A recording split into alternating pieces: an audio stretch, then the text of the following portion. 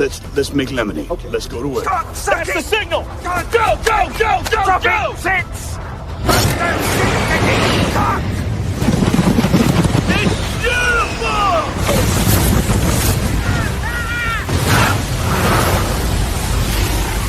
Mother Nature just pissed her pants, dude! Start your day with a jolt of energy and no-holds-barred opinions. This is The Rush, where Travis Justice and Ross Peterson bring you bold, unfiltered, and uncensored takes on sports, life, and everything in between. Buckle up and let's go.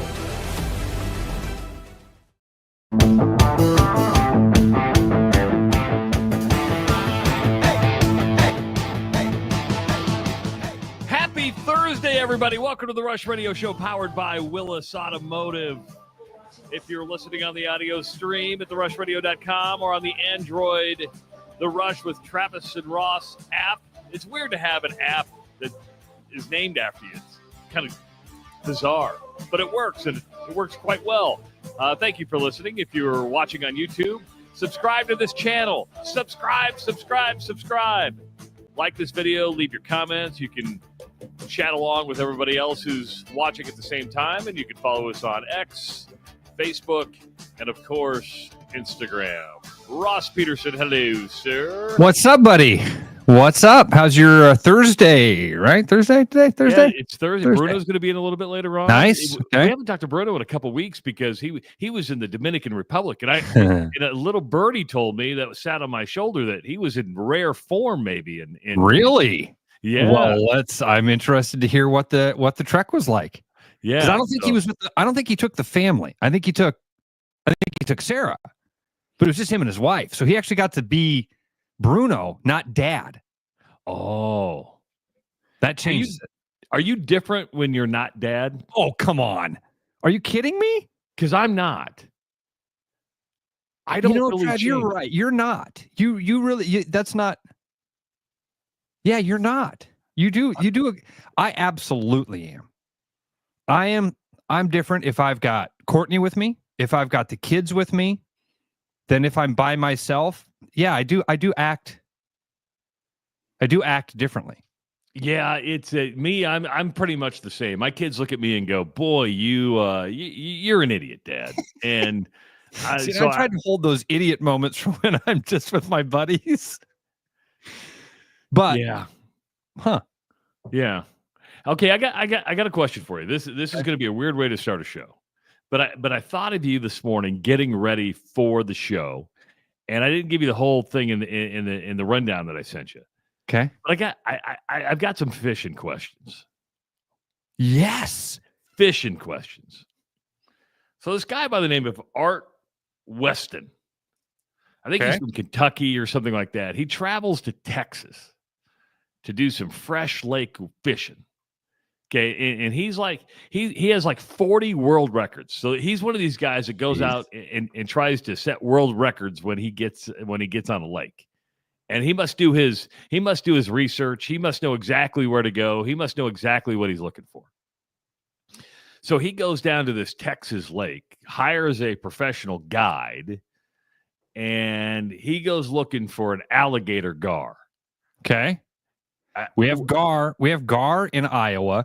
A lot of people think that they're alligator gar, but they're not. We have gar. So what's the difference between a gar and an alligator? They look prehistoric to me. Yeah, they do. They've got a long, skinny snout that sticks way out, like an alligator, right? But they're a fish. They look like a carp. I think they're in that carp family. But they are an alligator gar. It's some difference with the snout and what that looks like as the nose shoots out like that. Now, in prehistoric times, I would like to know what came first, the alligator gar or the alligator, because there has to be some kind of evolution here, right? I mean,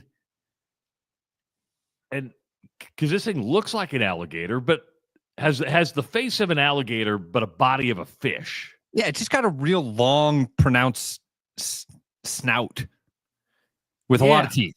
A lot of teeth. It looks ferocious. But Art Weston goes on this. Alligators are older than alligator gar. Are they really? Gotta be. I don't know. We're going to look it up. Yeah, AI will know. AI will know because I'm thinking the alligator gar is older because it had to start in water. And it's kind of like that South Park bit where, the inbreeding kept going and they eventually, got to man.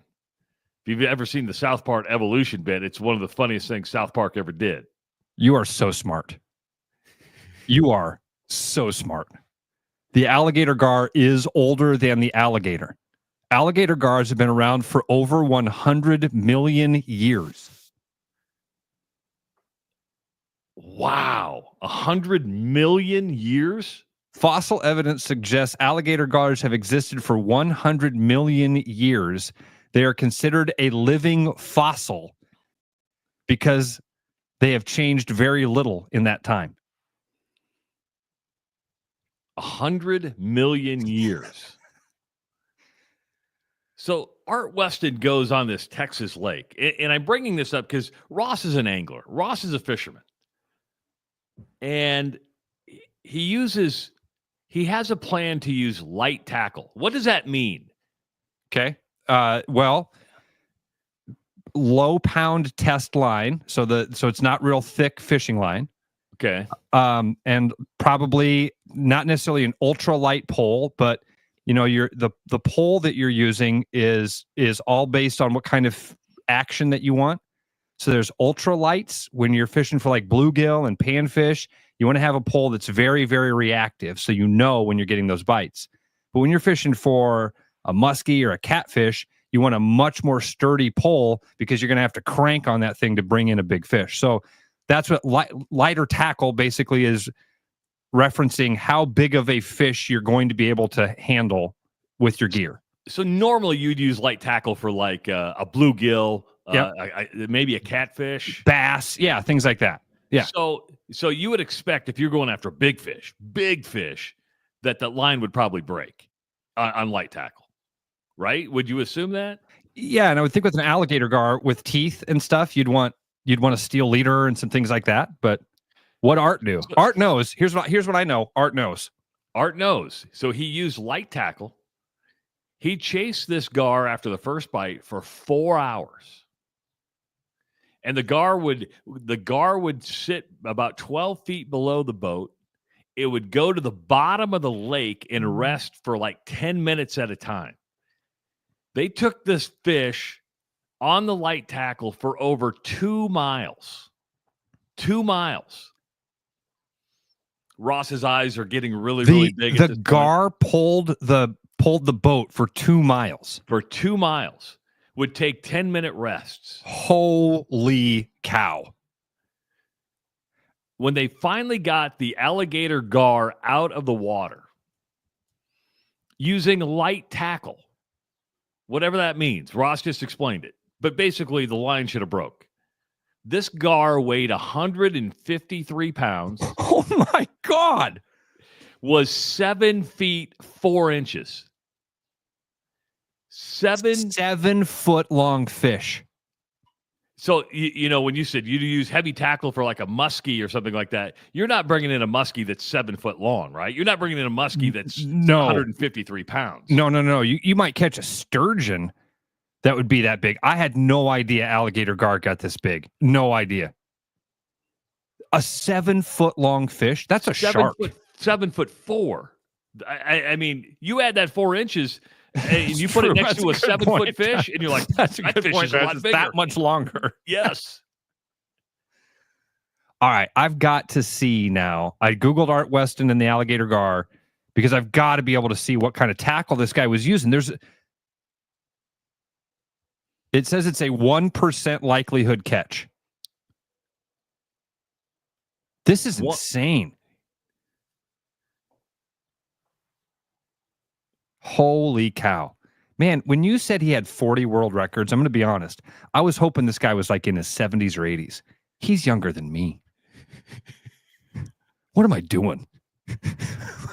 What am I doing with my life? This guy's out here setting world records. Well, can you imagine having that conversation with your parents? Son, what are you going to do with your life? Well, I've thought about it long and hard. Mom and Dad, and Yeah, I'm going to set out to set as many world records as a fisherman as I possibly can. I'm going to be an angler. You're going to, what? I'm going to be an angler, and I'm going to go out and set world record after world record after world record.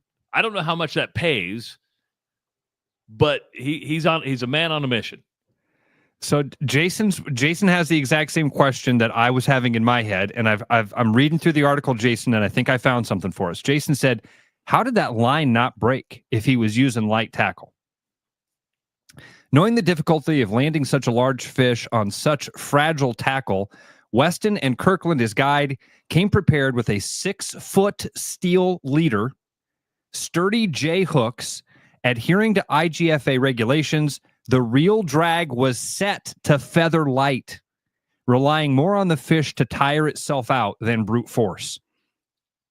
So and my buddy John just wrote that into it. The key there is setting the drag. The tackle would be light, but the most important thing, so the drag, Travis, is how much line can actually pull out from, because you've seen that when a guy catches a big fish and all of a sudden the line goes the other way. Yes. And you hear it zzz, man, for a fisherman, that is like, I just got excited. I just got excited thinking about that noise. That's like when a vibrator turns on. It's like, gonna be a happy ending here. I'm not kidding. I guarantee you, every fisherman, when I just did that, was like, oh, that's the good stuff. When you're with your buddies and you hear zzz. Mike asked, how long did it take to bring it in? 4 hours. They took 4 hours. You got to be a patient person. Oh, my gosh.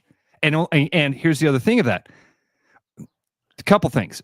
4 hours, you're lucky you got another guy in the boat, because you might be handing off that pole at some point saying, hey, man, you fight this for a minute. But with it being set the way they did, and with it, this was kind of their plan, was to set the hook and then let the fish get tired. Keep enough tension on it so that the fish would tire out, but not actually fight it for 4 hours.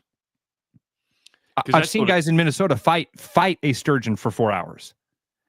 Because you heard it say that, this fish drugged them for 2 miles.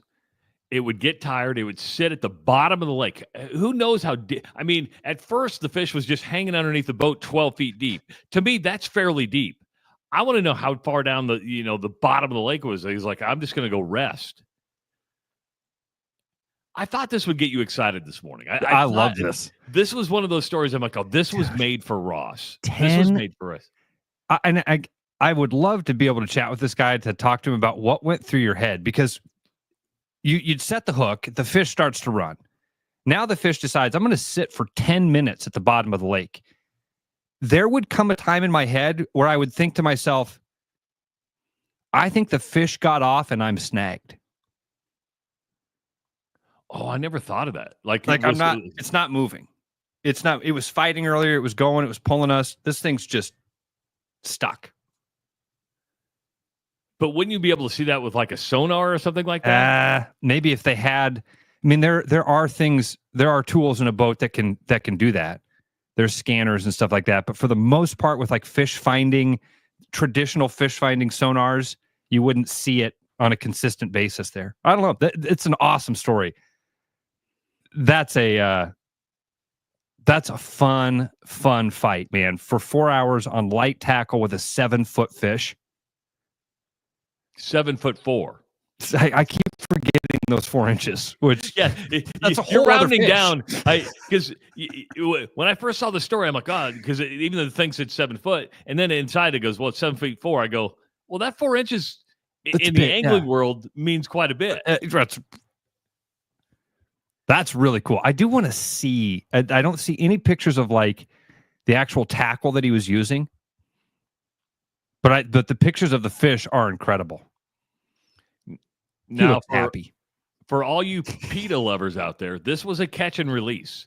They got this gar out of the water. They made sure they weighed it as fast as they could, and then they measured it, and then they took photos, and then they took this prehistoric thing that's probably, this fish has got to be, I mean, you've seen the picture of the fish, right? Yes. This fish has got to be, would you guess, like 100 years old? Well, I'm looking up right now because I don't think alligator gar lived that long. If you're talking again about a sturgeon, you'd probably be talking about 100-year-old fish. Alligator gars usually live between 30 and 50 years. And I'm guessing this one's on the 50-year end. Travis, that fish might be older than both of us. That's crazy. And I bet probably never been hooked before. I'm sure that thing just... That's a good question. That's a good question. I mean, in 50 years, it's a good question. Like when you go up to Lake of the Woods, I mean, that's a big lake, right? I mean, how many acres? A million acres. A million acres. How many fish in that lake have never been hooked before? That's a great question. This is why I loved doing the Fishing Report podcast with Jeff Kapaska and Tyler Stubbs, because these are the questions I could ask. Like, how do you even know how many fish are in a lake that big? How do you do the math on 1 million acres of water? Yeah, what's the population? Right, and you take an acre and scan that, and then times it by 1 million. Now you mentioned that an alligator gar comes from the carp world, or the gar does. Is that mean they're like bottom dwellers? They stay towards the bottom? That I don't think that alligator gar are necessarily bottom dwellers, because when you fish, you will see gar near the surface. Okay. Yeah, and they'll stay in shallow waters and stuff like that. So I don't think that's necessarily the case, that they are a bottom feeder, but I don't know that. Again, we don't have them here in Iowa, so I know a little bit about gar because we've caught those. This is what I remember about gar. Fishing in a pond one time on a boat, and my brother and I see this big fish. We're like, oh, we're going to catch that big fish. And my dad right away is like, no, we do not want that fish in our boat. It's a big fish. We don't want it in our boat. Huh. Brad and I still tried to catch it. Now, what came first, the gar or the alligator gar? Because look at this guy. The gar is a smaller version of the alligator gar. And I'm just wondering if the gar came first. The gar did come first. Here's what I'm learning about alligators. Alligators aren't that old. This is what I'm learning. The alligator gar is older than the gar, but the gar is older than the alligator. I think we just made up names. It's probably the case. Google says a 7-foot alligator is 40 years old. I found it. Yeah, that the stuff I found said alligator gar grow to be between 30 and 50. And if this thing's a world record,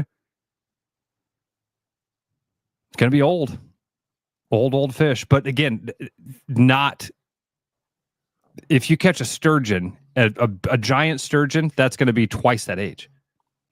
Now I got another fishing story for you. All right, why we're on the topic of it? It's a fishing Thursday. This is kind of sad, actually. It's kind of a sad story.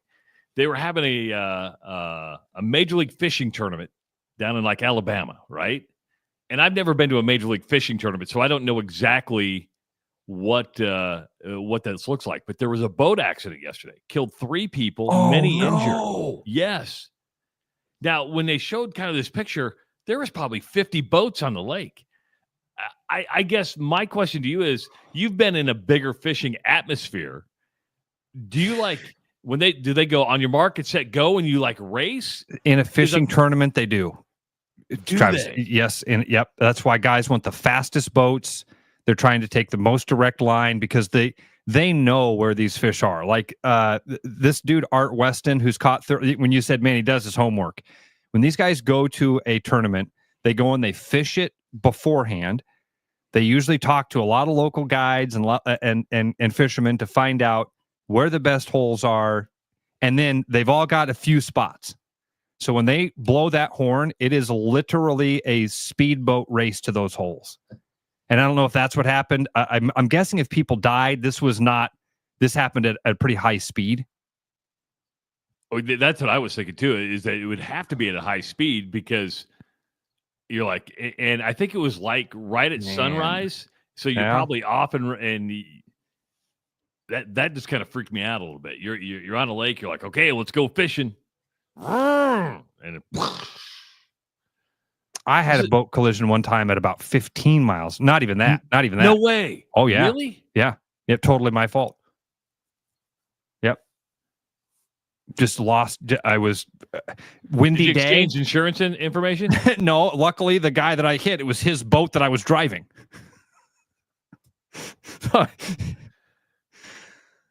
Yeah. Wow. Yeah. Rough day. We were having a hard time. One of the boats was catching fish. So he's like, hey, pull your boat up to mine and we'll tie you off onto the back of my boat. You guys can fish this same hole that we're in. And as I was pulling up on him, I just kind of lost what I was doing, lost where I was, didn't realize I was in gear, thought that I was in reverse as I thought he was coming back at me again, because you're on water. It's hard to tell. And I hit the gas thinking I was in reverse to give me more distance from the guy. And instead I was in gear going forward. And when I gassed it, I rammed it.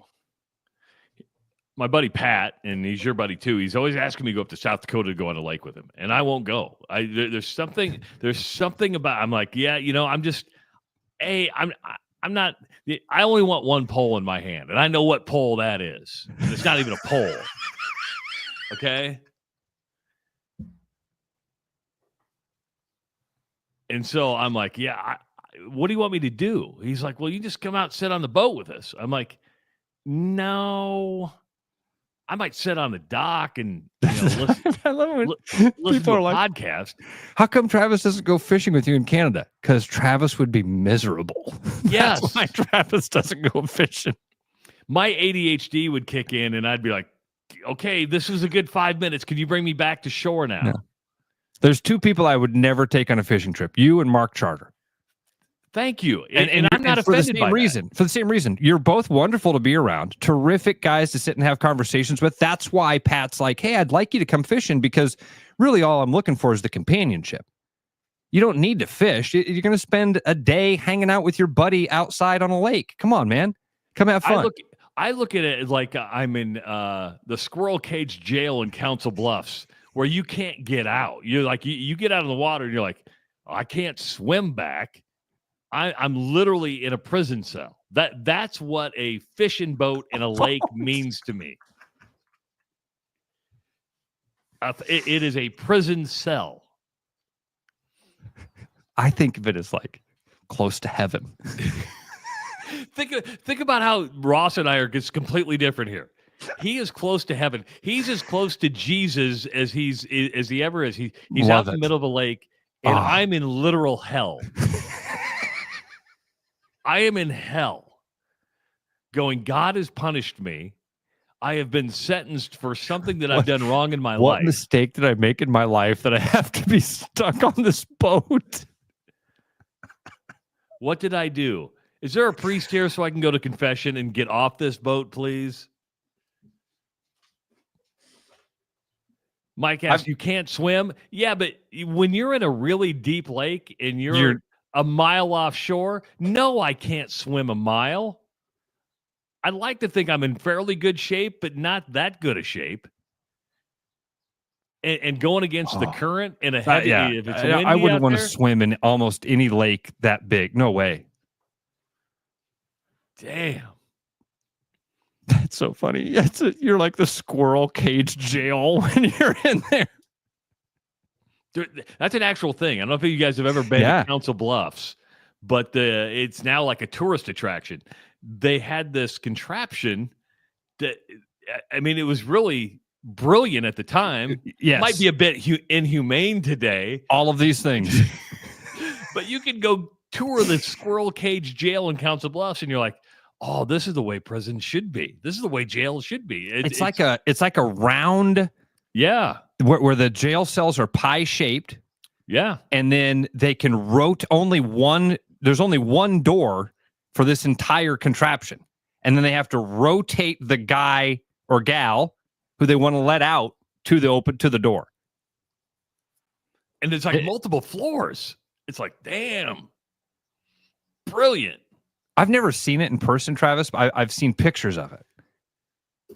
Because you can still go and tour it. I mean, they don't use it anymore. They should. Maybe when you come over the next time, I'll go, hey, Ross, you want to go to the squirrel cage I'd do that jail? with you. Absolutely. You think that place is haunted? They don't have to disclose it if it is. Because if I remember correctly, it's like the old lead-based paint on the thing, and it's chipping. You're like, don't eat the paint chips because you'll regret that. Oh yes. So there we go. We started the show with fishing. Put Ross in a really good mood. Art Weston, my new favorite person. 40 records. Travis, have you ever been down to the Bass Pro Shops in is it Springfield? Springfield is where Bass Pro Shops. The big one. Yes. They have the replicas. They have like this one big room where they have replicas of all of the world record type of fish. World record largemouth bass, world record crappie, bluegill, all the way through. It's super cool. It's super for a fisherman. It's like, holy cow. They make bluegill that are the size of dinner plates. Guys have caught crappie that are 22 inches long. You're like, what? Damn. And that's our boy, Art Weston, out there slaying. Wonder now he's conquered one alligator gar. Now he's probably back doing his homework, going, where am I going next? You know that guy that had the fishing show for a long time where he would go and catch like river monsters? I think it was called River Monsters. So it's not like what it was. It Bill Vance? Was it Bill? No. You talk about yeah. That's the guy that had the Tennessee hat. Yeah, or hilarious. Hat, no, it was Tennessee. It was the orange. Tennessee hat. Yeah, but he has some of the best fishing bloopers of all time because he was filming himself from the 80s on. He's one of the original content creators. He is absolutely right. 515-517-2303. That's the number to call if you want to chime in with Ross and I this morning. It is the Rush Radio Show powered by Willis Automotive. You got me falling hard, sweet baby, got me falling hard for you. It's you, I felt this way before, you know it's true. It's you, you got me more and more. Oh, you got me falling hard.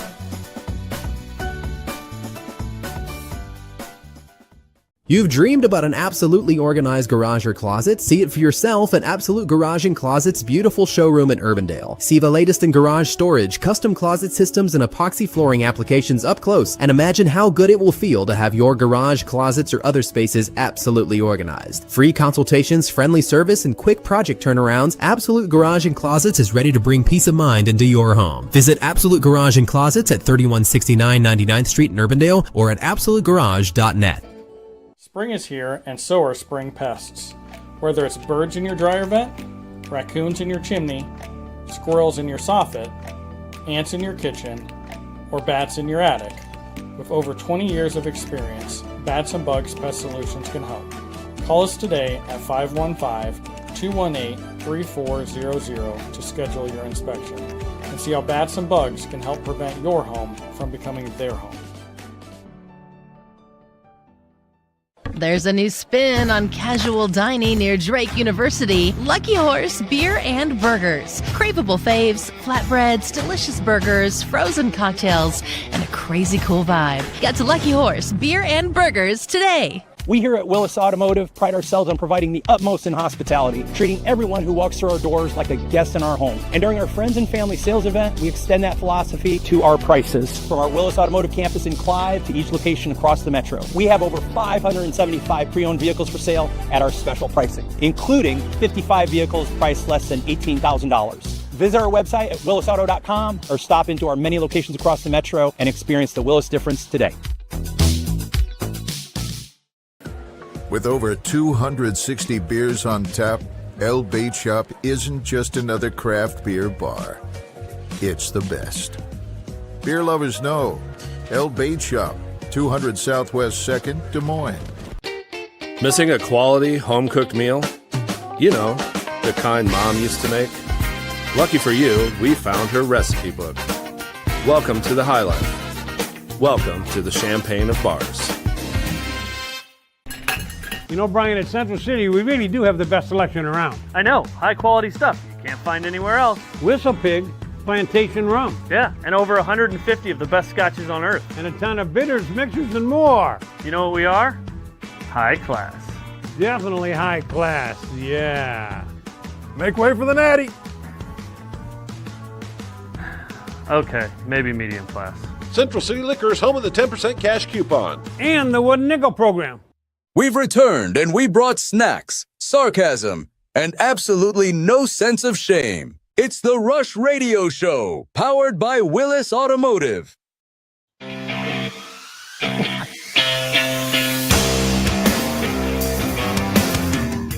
Coming up in about an hour on the Rush Radio Show, powered by Willis Automotive, Bruno is going to be with us. It's been a while since we've talked to Bruno. Be good to have him back. Ross, getting Jeremy Wade, they said, was the River Monster guy. Jeremy Wade? Is that okay. No, the guy that I was thinking of was, he had an accent. I don't know if he was Australian. I don't remember. He had silver hair. When you said an accent, I was automatically thinking like somebody from the South. Like I was thinking like a. Oh no, he had like an English accent or an Australian accent, and I don't know the difference. I can't tell. Now, do like Australians come to the United States to fish? Is like the best fishing in the United States in Canada? No, I think it all depends on the type of fish, Travis. I think the best fishing in the world is probably. I mean, like.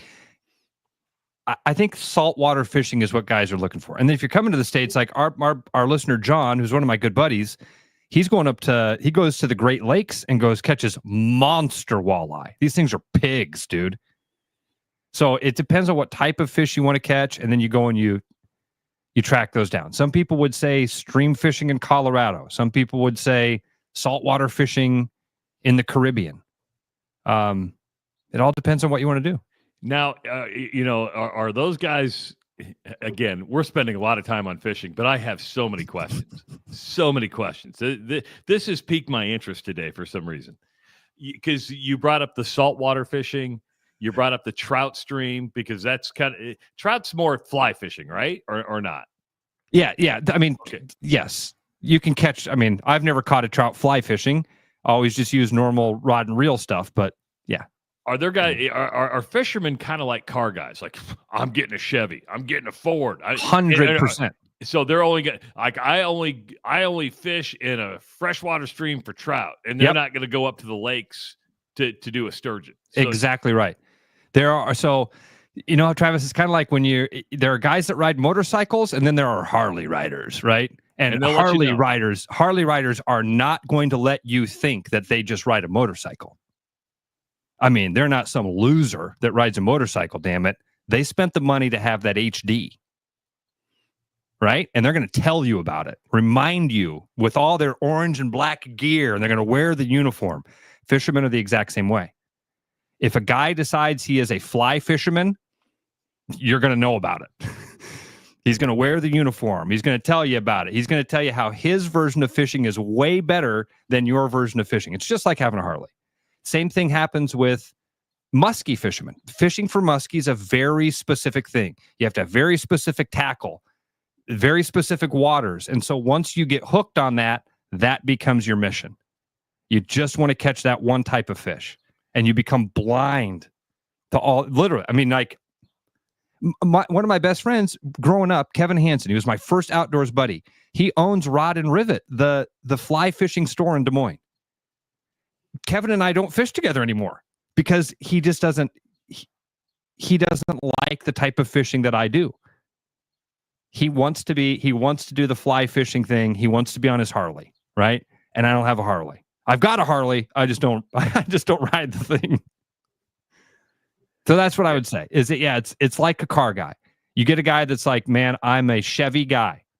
And that's all they're going to buy. I'm only going to own Chevy, and I'm going to tell everybody that doesn't own Chevy how stupid they are for not driving a Chevy. Remind you of a Harley driver? Kind of. That's what fishing is. Yeah, you know what it is? It's human nature. That's what we're describing here. We're describing humans. The way I do things is better than the way you do it. It's the best way. It's the best way. That's why I do it that way. You should too. I'm gonna go deep sea fishing. What? You're gonna put the pole in the little hook and just wait for that thing to bite? There's no challenge in that. Have you ever taken light tackle and gone after an alligator gar for 4 hours? That's real man fishing. You're not a real fisherman if you haven't done it my way. There you go. It's human nature. Wow. The stuff I learn on this show over time. Whether you want to or not. Yes, whether you want to or not, it's what you're going to get. All right. You're drinking coffee this morning. I've got the coffee jitters a little bit. Today's the first. This is the first coffee I've had in like 3 or 4 days, and I got the jitters a little bit. I'm like, I got a little caffeine rush because I did an Americano. I've got my fancy little espresso machine, and I'm like, I got the jitters a little bit. But you're drinking out of that the famous Don Mattingly cup that everybody notices. And still not a Hall of Famer. No, never will be. Never will be. But he should be. No. This cup is the closest thing he'll ever get to the Hall of Fame. If you ever met Don Mattingly, would you sign my cup, Mr. No, I don't think I'd have him sign my cup. I mean, I'd love to meet Don Mattingly. He was my favorite player growing up. My nephew's name is Mattingly. His first name everybody calls him Matt, but his name is Mattingly. On the birth certificate, it says Mattingly. Yeah. Interesting. So I'd probably mention that to him, but I feel like my brother-in-law got a chance to meet him one time and said to him, like, "Hey, I named my son Mattingly," and he was like, "Oh, cool." That's a nice way of blowing you off. Oh, cool. You're kind of a freak, and that's kind of dumb. So I'm going. I love it. I've always thought it was a great name.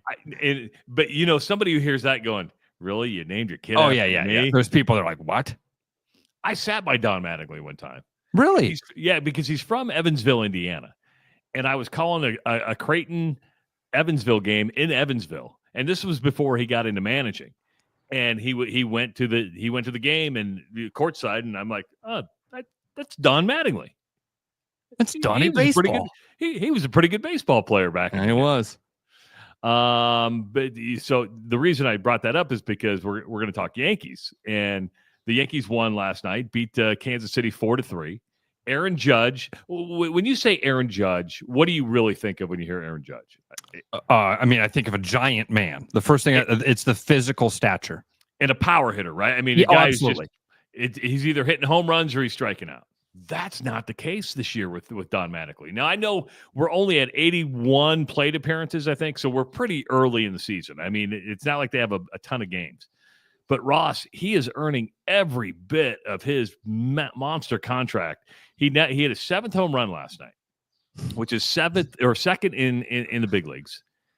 But he went 3 for 3 last night at the plate, raising his average to 409 for the season. His on base percentage is like 1.09. He's got 27 RBI.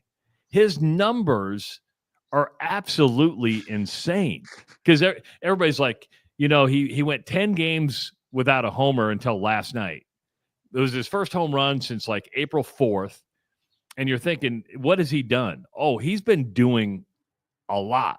When do we start? Because it's so early, it's probably not getting a lot of attention. You have some guys that are, up at around 380, 390. He's at 409. When do you start paying attention to these numbers going, you need to take a look at this?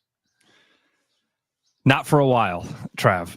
I mean, the home runs, if you start to just go nuts and you have a 15, 20 home run month, then that conversation gets going. But this early, you're wondering when will the sports world start to take notice of Aaron Judge's special season? August. You have to continue this through the All-Star break. You have to not get hurt. And then you got to keep doing it after the All-Star break. And that's when people will start to go, "Oh, wow, look at this." Because we've all seen this. Hot starts happen. Aaron Judge is fantastic. He's the best hitter in baseball right now. He's living up to that moniker. Did you see the Juan Soto thing, by the way? That Juan Soto basically is like, "Hey, I'm not getting the pitches I was getting last year." Yeah. Yeah. You don't have the lineup around you that you did. And that's the way baseball works. because everybody thinks when you go over, you're going to translate into what you were. You're going to have those same numbers. You're not going to see the same pitches. You don't have the same guys around you. You don't have Aaron Judge protecting you or Giancarlo Stanton hitting behind you or something like you. So Aaron Judge is fantastic, but if you're wondering, like, when does it become special? It's a long ways from now.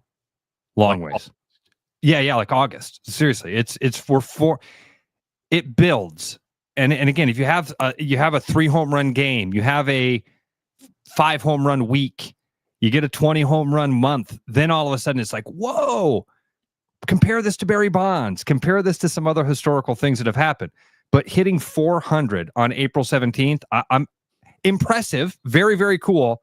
Not even close to time to go, whoa, look at what he's done this year. But I think you look at it with the home. It's the total package, though, right? When you throw the home runs, the batting average, the RBI, the on base percentage. Because when you think of Aaron Judge, you're really thinking, oh, he's a home run hitter and that's all he does. I think it's showing that the totality of what he can do at the plate is much more. Again, in the short term, I totally understand that. But you're like, the dude's doing more than just hitting for power. So, dude, I went to MLB.com and I went to the stats page because I wanted to just be, as you were going through this, I wanted to be able to see these stats. And when you go to MLB.com and you click on the stats statistical leaders page, it redirects you to a website called baseballsavant.mlb.com. Travis, the first page it takes you to on the statistical leaders board does not show you batting average, home runs, RBIs, stolen bases, walks. What's it show you? Exit velocity and barrels. Did you know that barrels is a stat in baseball? Hold on. You need to educate me because I don't know what barrels is. I know what exit velocity is, but I don't know what barrels is. We're about to learn together because I don't know either. So hold on. You don't even know what barrels are. Travis, here, I went to MLB.com, hit the statistical leaders for the season, okay? Across the top, where it would say normally, like, you know, I'd have your team, your batting average, your home runs, your RBIs. Here's what it says. Has the team, Aaron Judge, New York Yankees. BBE is the first stat. That is batted ball events. I'm assuming that's the number of times you've hit the ball. Batted ball, maybe. I have no clue. Then there's launch angle sweet spot percentage. Jackson Merrill, by the way, at 51.6. Aaron Judge sucks. He only has a launch angle sweet spot percentage of 36.7. Why are we bragging about this guy? There's exit velocity, there's distance, there's hard hit, and then the last one is called barrels. And in fact, the entire list is that's how this list popped up. 1 through 25 is listed by barrels PA percentage. I don't know. I can't even read it. I can't even read the stat sheet. And it's the first, like, I didn't go to some subsection of weird stats.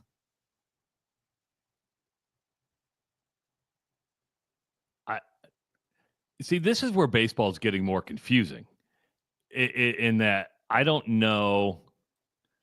When you start throwing stuff that nobody knows, I mean, growing up, it was batting average, RBI. All right, I got it for you. Yeah, okay. It was the stuff that you could tell. I mean, at the end of a game on a box score, it was right there. How many RBI did the guy have? 3? Right there. Says right there. What was his exit velocity? Well, we got to get a computer to tell us. All right, barrels. For a batted ball, the ideal combination of exit velocity and launch angle. There's a stat called blasts. A swing that is an ideal combination of squared up with strong bat speed. Now I'm getting... Dude, I'm telling you, this is where this is dumb. This is dumb.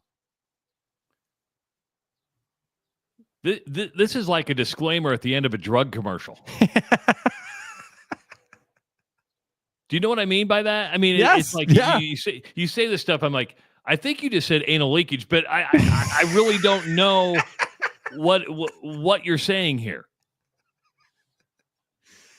A fast swing is a swing that has 75 miles per hour or more of bat speed. A hard hit is a batted ball with 95 miles per hour of exit velocity or more. An LA sweet spot is a batted ball with a launch angle between 8 and 32 degrees.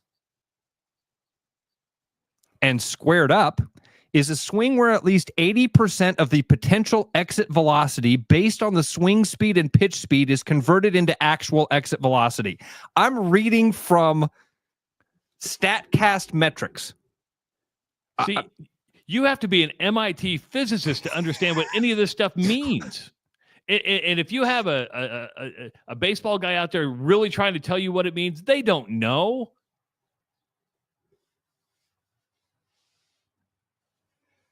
This is where analytics gets in the way. This is where you're confusing the world. All I know is that I look at a batting average, go, "Oh, he's really good."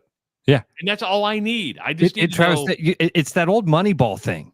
It really, think about the Moneyball thing, because what Moneyball was, remember, it was supposed to change all of our minds, that our eyes were actually lying to us. That your eyes would tell you that a guy was a good ball player, but man, if you really looked at the metrics, his exit velocity wasn't great. His launch angle wasn't right. Does the guy get on base and score runs and play good defense? Do we win when he's in the game? What happened to that? What's that worth on your stat sheet? Because Moneyball convinced all of us that, oh yeah, Billy Beane was so smart. Bill James was so smart. These guys were so smart. They beat the game. The A's suck. They had great pitching. An anomaly of an amazing pitching staff with Mulder and Zito and dudes that could just deal. And then everybody was like, oh, yeah, they got this metrics thing right. We got to quit watching how good guys are and start just burying our nose into the stat sheet. Don't even have to watch the games anymore. Tell me exit velocity and how often a guy has an LA sweet spot. I need to know who squared up the most balls. Were they hits? Did you win? Did he get on base and score runs? You know, because what I hear you saying is, when I hear the square sweet spots, let me put this in layman's terms. You tell me if you think I'm wrong. Okay. Yeah, he may get out, but he makes good contact. He hits the ball real hard. Yeah, he makes that's solid contact. Good job. You're going to keep your spot on the roster because you make sweet contact. Yep. I mean, there's a case to be made, Travis, that right now, guys like Wade Boggs, Tony Gwynn, they wouldn't even make a Major League Baseball roster. Yeah, we just don't know if he hits singles. Man. He hits singles, but we got this guy named Ichiro who probably might be the greatest hitter of all time, but the guy just doesn't have the right exit velo. His LA sweet spot number it's not quite right. How many minor league players do you think are getting passed up because they don't meet a certain number? A lot. This is I almost see this now as like, oh, I've wondered why baseball has changed so much in my brain. I wonder why I can't name the starting nine of every team anymore. I can't tell you. There's some teams I can't tell you a single player on the roster right now. Because what you're describing to me right now is if play-by-play announcers come in and talk about a velo, a sweet spot, you're watching a game on TV, if it's not blacked out, and you're like, they're making me feel dumb. Yeah. They're making me feel dumb. You have to have a computer in order to stay into the conversation. Yes. I have to have some sort of metric in front of me that shows spin rate, and I can't just watch the game anymore. I have to constantly be reminded about all these. Dude, again, the very first thing that it pops up, it doesn't show you home runs, batting average, none of that stuff. I went from MLB.com, went to stats, and hit StatCast leaders. It was the first thing that drops down in the stats. And I can find out what Aaron Judge's LA sweet spot is. And I read the description. I still don't know what it is. As Jay says, an LA sweet spot is where you get good tacos. I mean, to the average person, an LA sweet spot is where you get good tacos. Good. You know, and Jason's not wrong. He says, you know, the OPS is actually a big stat now. I don't even know what on-base percentage is. So on-base percentage is very easy. That is literally what's your percentage of getting on base? You come to the plate, what is the chance that you're actually going to end up at first, second, or third? That's very easy.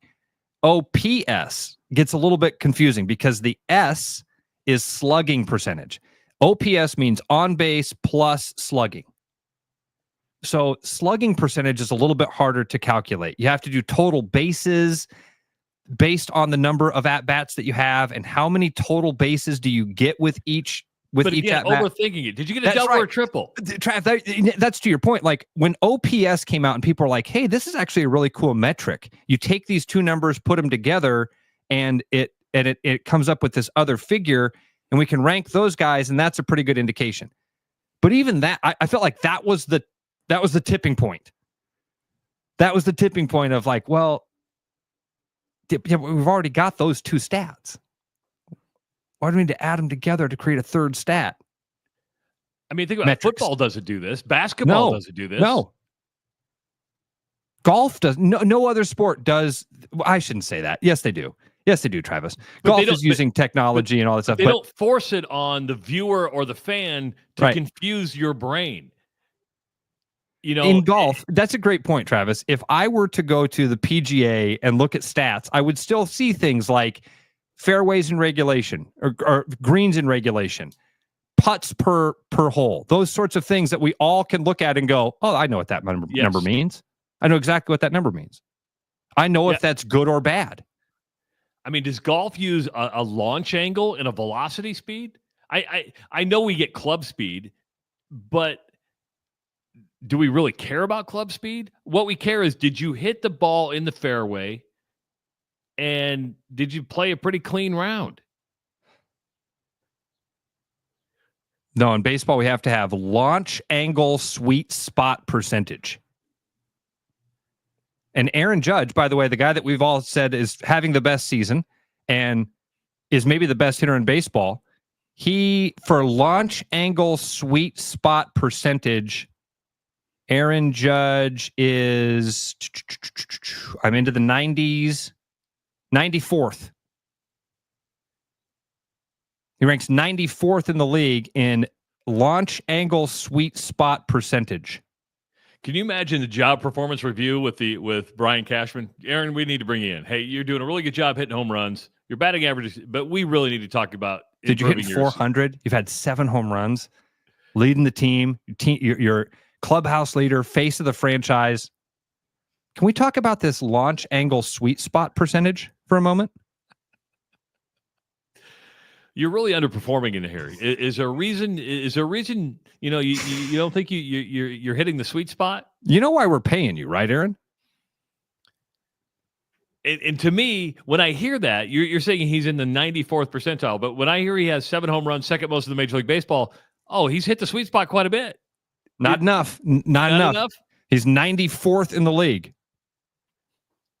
So what I hear you saying is it's just brute force power is why he's able to hit home runs. Exactly. Yeah, because he doesn't hit it on the sweet spot, apparently, or get the right launch angle. How in the hell's the guy even good at baseball? I mean, the truth is my brain is fried. I feel like I just walked out of a class at MIT or Harvard where I had no business being in. Dude. And we think it's game time. We think it's pitch clocks that people don't become interested in baseball.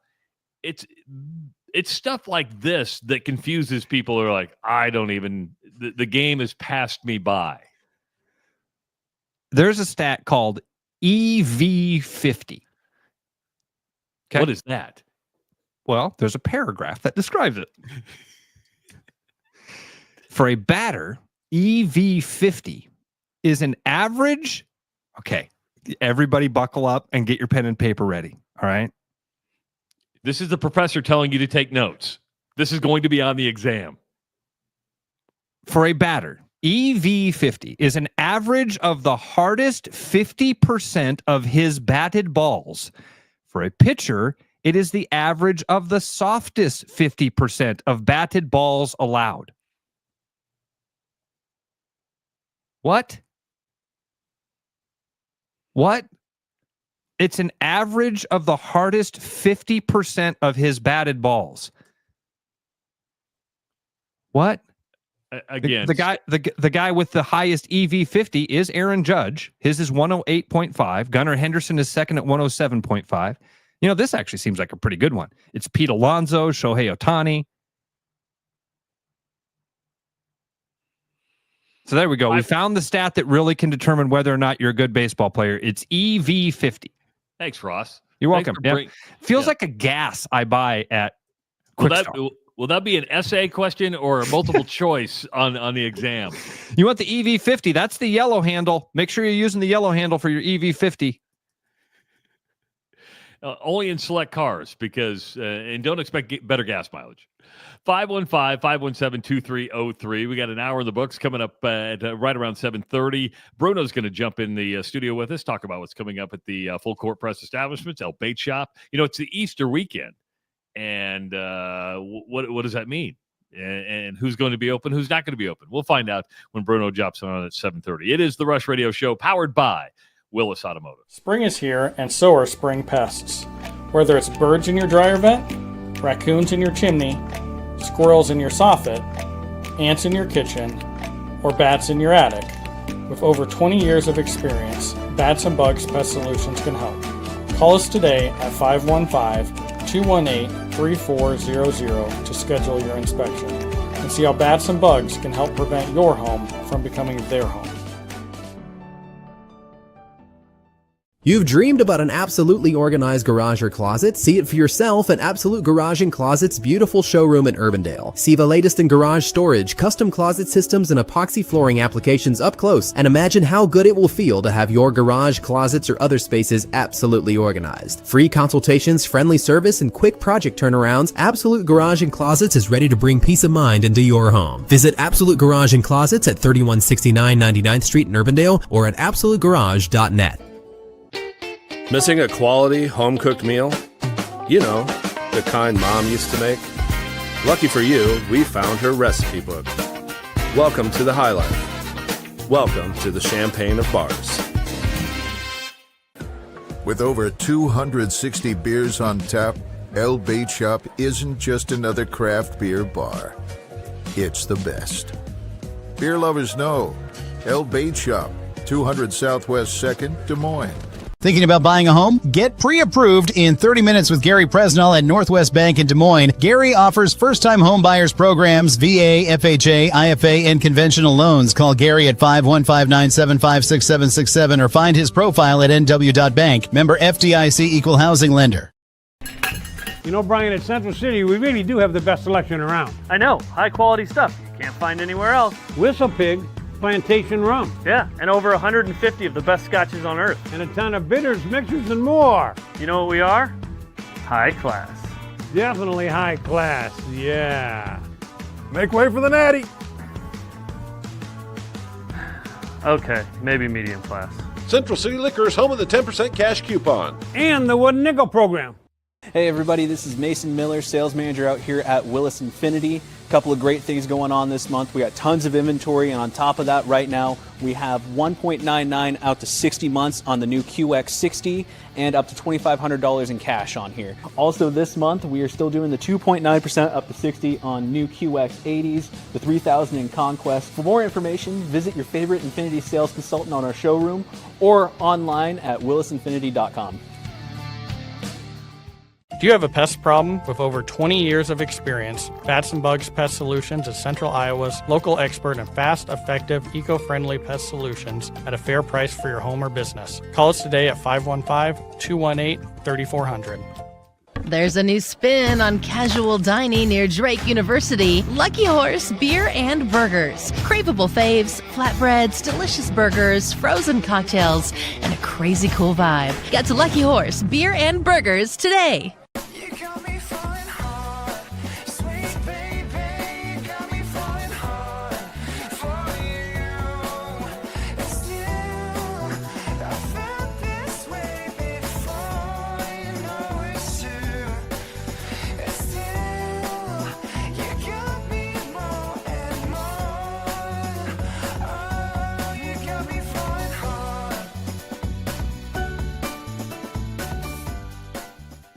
The best bread is made from scratch, freshly baked with locally sourced ingredients and love. At Big Sky Bakery, we take great pride in our delicious products. We know you'll enjoy them almost as much as we enjoy baking them. Find us at the downtown Des Moines Farmers Market every Saturday. Back like a rash you thought was gone. Travis and Ross aren't contagious, but they are addictive. It's the Rush Radio Show, powered by Willis Automotive.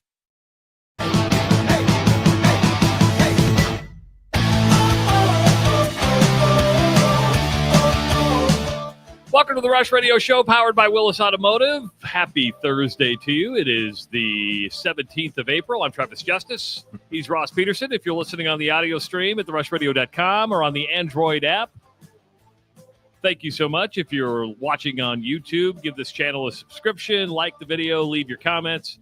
And, of course, you can follow us on Twitter, or I guess it's X, Facebook, and, of course, Instagram. Coming up on May 3rd is Bacon Fest. You can ride the bacon boat, party with all your crewmates and castmates. You know, we were talking about fishing boats earlier. No, we're talking yacht rock. This is party boat. This is the ultimate party boat. And Booze cruise. Bacon Fest is one of the biggest parties in Des Moines every single year. Outside the state fair, I think it comes Bacon Fest. Yeah, and I wouldn't count the state fair in the same category because it's an extended event. You know what I mean? I would say for the one time thing, you've nailed it, man. Bacon Fest it's the annual party. So you're going to get tickets as low as $29. You can get you can spend a little bit more, get a VIP table. There's going to be yacht rock, bands, beer, bacon. Brooks is going to be, dressed like Thurston Howell, from Gilligan's Island. I'm just assuming that because, that's what he does. I figure he'll look more Love Boaty. I'm going to go as Gopher. Wasn't Gopher? He was like a congressman from the Sioux City area, right? Yeah, he was an Iowan, wasn't he? That's right. Well, he married an Iowan. Oh, he did. Okay. Yeah. And then he was a senator? No, he was a congressman. I think he ran for governor one time and got beat. I think he ran for Fred governor. Gandy. Yes. Fred Grandy. Yeah. Yeah, born in Sioux City, Iowa. That would be cool. We're just making this up for Brooks, but that would be cool if they brought like the living members of the Love Boat back to Bacon Fest. Like Isaac's there behind the bar, serving drinks, pouring drinks. You got Gopher there. They would do it. Do you know, like, you remember the movie The Sandlot? We all remember that movie. We loved that movie, right? No, everybody. I didn't care for it. Oh, really? I'm not a fan, but it's a generational thing. That is. I didn't know this. It's I'm a learning that right now. thing, and I know this is blasphemy to a lot of people. I'm a Stand By Me guy. I look at The Sandlot and go, you totally took the script of Stand By Me or part of it and made it into a baseball film. And so I look at the narrated the same. It's all just kind of this goofy thing, and you're like, okay, you took Stand By Me and made a baseball movie. And I've never thought of that. I like both those movies. So yes. The amazing thing to me and why I brought up The Sandlot, most of the guys that were in that movie, most of those kids, they never did anything else. That was their movie. That they were in The Sandlot. Now, Stand By Me, different story. And dude, to this day, those guys tour as like the Sandlot crew. They go to like Comic-Con and stuff Yeah, like that? yeah, they were coming to Des Moines, but there wasn't enough interest in it. And they had to cancel it. And I was like, well, duh. People don't want to see child actors 20 years after their film came out when they've done nothing else? Huh. Weird. Now, if they were in Star Trek or Star Wars, they would have flocked to see them because they were able to do Comic-Con and stuff like that. But, yeah, so go to BlueRibbonBaconFestival.com. Get your tickets. We'll see you May 3rd at JR South Fork Ranch at the Iowa State Fairgrounds for the biggest and best bacon festival in the country. There is no better party in central Iowa. There's just not. And it's a good way to start the month of May. So, again, Blue Ribbon Bacon Festival. Dude. And they're going to be giving away a trip for two, all expenses paid, courtesy of Community Choice Credit Union. They're going to be giving away a cruise. So you're going to be able to go on a real yacht. Somebody's gonna win that sweet cruise. Somebody's also going to win Caitlin Clark tickets. That's right. Fever take on the Brazilian national team. Go to therushradio.com. That's therushradio.com. Click on the promotions tab. Just fill out that form. We're just asking for your name, your email address, and your telephone number. And on Friday afternoon, we're going to draw 5 lucky names to meet us at Grandview University to go inside the gym and shoot some hoops and, shoot like Caitlin, basically. And we're going to, whoever does the best, whoever makes it is going to win a pair of tickets to go to Carver Hawkeye Arena on May 5th, I believe it is, to watch the Indiana Fever take on the Brazilian national team. You see Caitlin Clark's got a children's book out? Dude, Audrey got it. She got it already? Yesterday, they gave every kid at Audrey's school a copy of this book. Really? Yeah. She come home and go, Dad, look what I got?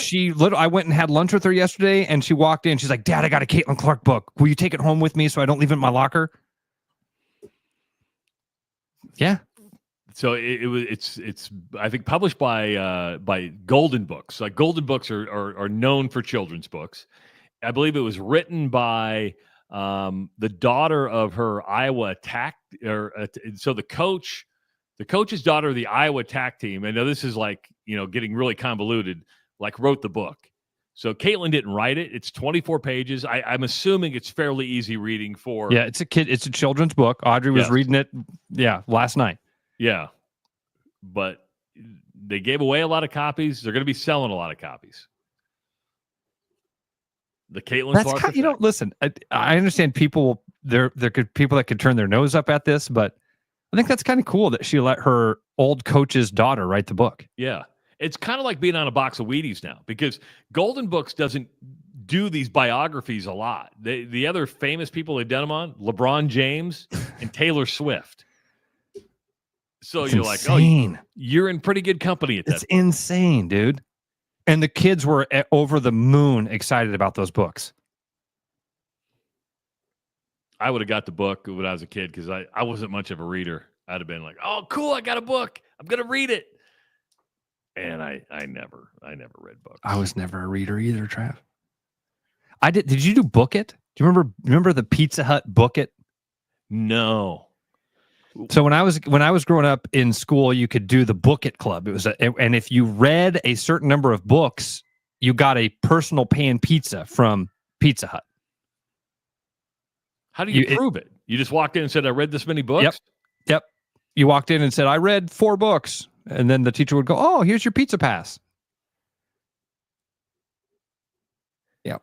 I remember. And did kids lie about it to get a free personal pan pizza? Yes, we did. What I remember is in Minden, Iowa, the bookmobile would come to Minden. Like we had a small library in Minden, but it was like, the same books. So the bookmobile would come rolling in like once a week. It was once a week? Yeah, or maybe once a month. But it was basically a library on wheels. And you look back at it. Now schools do the Scholastic Book Fair, where they bring in Scholastic, they pay them or let them take a portion of the money, and then they just sell a bunch of books. Overpriced books, because you could probably get them a lot cheaper if you went to Amazon.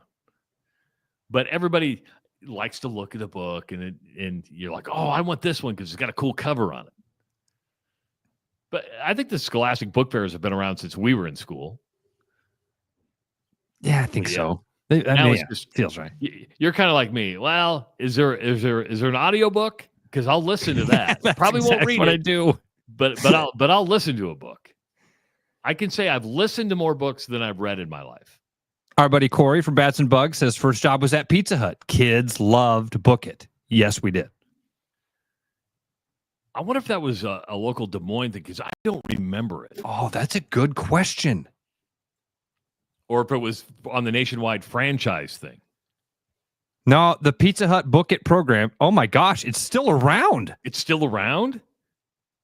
You can still do the Book It Club. So next time you want a pizza, go, Audrey, walk in and say you read 4 books. A free reading incentive program for pre-K through 6th grade classrooms, parents, and homeschool families. Happy 40th anniversary to Book It. Wow. So that means this thing was brand new when I was doing it. So think that, Trav, that's why you didn't know about it. It's 40 years old. You'd have aged out of it. I'd have been 14 years old. Yeah, right. You'd have been in high school. Learn something new every day. And we learn that it's still around. And this is great. At the bottom of the Book It page, there's a contact us thing. There's a frequently asked questions. And the third tab is find a Pizza Hut. Because they know that's going to be one of your challenges. Find an operating Pizza Hut. Do you know where, if I said, Ross, where's your closest Pizza Hut? Would you know? I think that there's one here in Des Moines still on Grand near 63rd. It's the only one I'd be aware of. Didn't Pizza Hut go through like that transition of where, and it's still around. I know that. I don't know where our closest one is. But weren't they paired with like Taco Bells for a little bit? Like it would be like a Pizza Hut Taco Bell combo. I don't remember, Travis, if who they teamed up with. And you wonder with today's help, not picking on today's help, but I kind of am. If Audrey came in and said, "Here's the book I read," they're like, "Congratulations! What do you want?" I mean, would they know about the Book It program? That's what I was going to say. Call your local Pizza Hut and ask them if they're familiar with the Book It Club. Because your website says it's still around. It's 40 years old. I'm going to bring in my Amazon app and say, here, this is the book I just listened to. I need a personal pan pizza. This is the book I listened to. Does this work? Oh, dude, there's lots of them. Oh, my gosh. Oh, there's all sorts of... I didn't know this. There's like 8 Pizza Huts around the metro. Shows me how much you're eating Pizza Hut. Yeah, there's 8 of them. From Waukee to Altoona, from Norwalk to Johnston. See, a Pizza Hut to me is still the old Pizza Hut building that had like the slanted roof on it, the red roof. They're still around, but they're usually a Mexican restaurant. Yeah, now there's something else, right? They've been retrofitted into something else. Now they're called Guadalajara or something like that. Monterey. Kind of like the old Stuckey's gas stations. Oh, that used to be a Stuckey's. There's one on the east side that's a liquor store, but it still has that big slanted roof thing. Yeah, I remember going to Pizza Hut when I was a kid. That was before free refills. You know, a pitcher of pop cost you like, oh my God, the $8. The pitcher of Pepsi at a Pizza Hut with the red light, the red lampshade. And they had the red glasses too. Yeah, the plastic red. Oh man, this is like. There was one on East University right there by AE.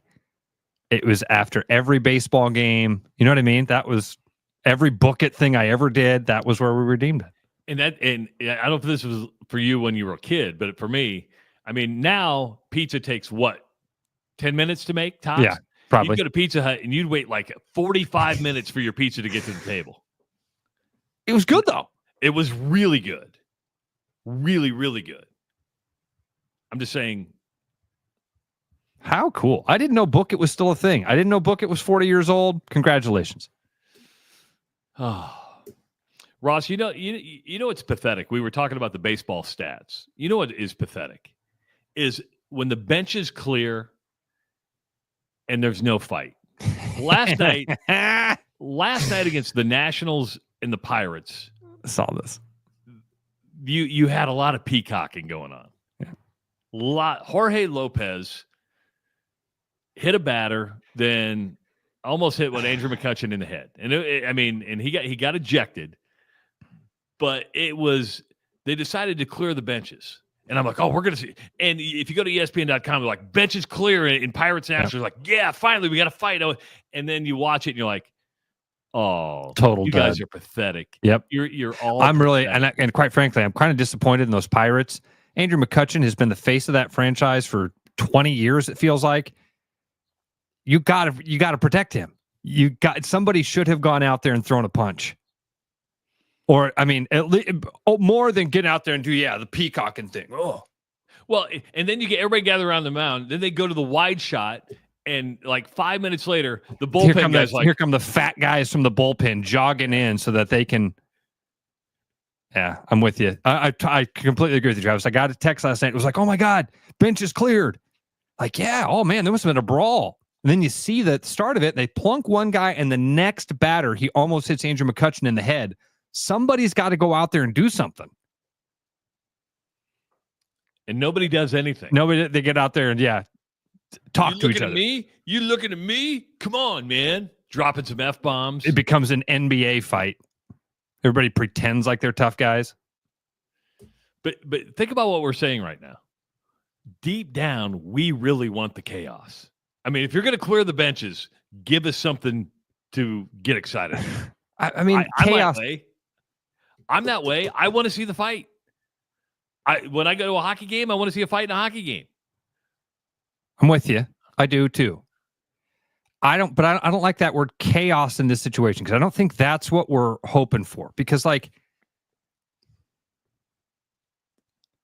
okay, last night, Eli's baseball game, one of his coaches I went over to ask him about his foot, and one of his coaches that I don't know was like, well, what happened to your foot? And Eli's like, oh, I hurt it wrestling. Oh, no. Yeah. But Eli was throwing baseballs into a bucket. And the guy said something like, oh, you don't play basketball. And Eli said, no, I play a real winter sport. Oh, them's fighting words now. Those are fighting words. I love it. That there's something about physical confrontation. I don't know what it is, Travis. I'd love to look within and figure out what it is that I'm talking about here or feeling. I'm drawn to it. That to me, it's like the purest form of sport, not just wrestling, fighting. You want to go out there and you want to peacock, do something about it. I forget who put it. Oh, is S. Williams in the chat was like, it's hold me back. No, literally, guys, hold me back. Yeah. And you guys are lucky they're holding me back. Please hold me back. Please hold me back. You guys are lucky. That game, even with the benches clearing.